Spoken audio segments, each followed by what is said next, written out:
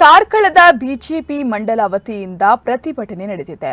ಉತ್ತರ ಕರ್ನಾಟಕದ ಕೆಲವೊಂದು ಭಾಗಗಳಲ್ಲಿ ಹಳ್ಳಿಯ ರೈತರ ಜಮೀನು ವಕ್ಫ್ ಆಸ್ತಿಗೆ ನೋಂದಾವಣಿಯಾಗಿದ್ದು, ಇದರ ವಿರುದ್ಧ ನಾವೆಲ್ಲರೂ ರಸ್ತೆಗಿಳಿದು ಪ್ರತಿಭಟನೆ ಮಾಡುವ ಅನಿವಾರ್ಯತೆ ಎದುರಾಗಿದೆ.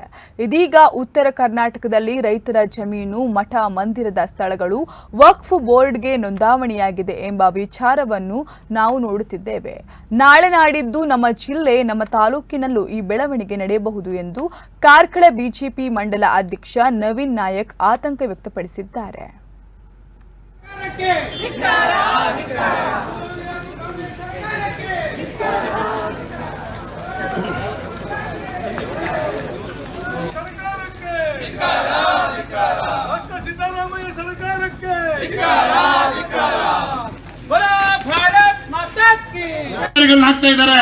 ನಾವಿವತ್ತು ಅಧಿಕಾರಿಗಳಿಗೆ ಎಚ್ಚರಿಕೆಯನ್ನು ಹೇಳ್ತಾ ಇದ್ದೇವೆ.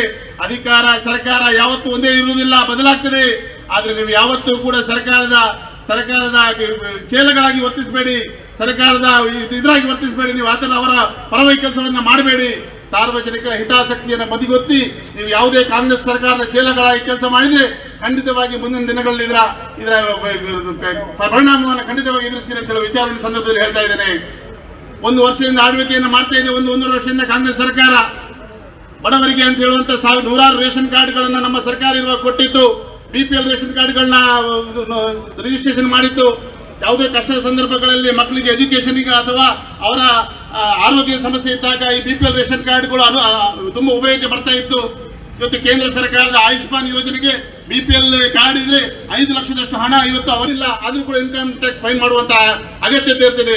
ಯಾರೆಲ್ಲ ಇನ್ಕಮ್ ಟ್ಯಾಕ್ಸ್ ಫೈಲ್ ಮಾಡಿದಂತ ಬಡವರಿದ್ದಾರ, ತಮ್ಮ ಎಜುಕೇಶನ್ಗೋಸ್ಕರ ಮನೆ ಸಾಲ ಅಲ್ಲಿಯ ಜಡ್ಜ್ಗಳಾಗಿರ್ತಾರೆ, ಅವರಿಂದ ಈ ರೈತನಿಗೆ, ಪಾಪದ ರೈತನಿಗೆ ಯಾವ ನ್ಯಾಯ ಸಿಗಬಹುದು?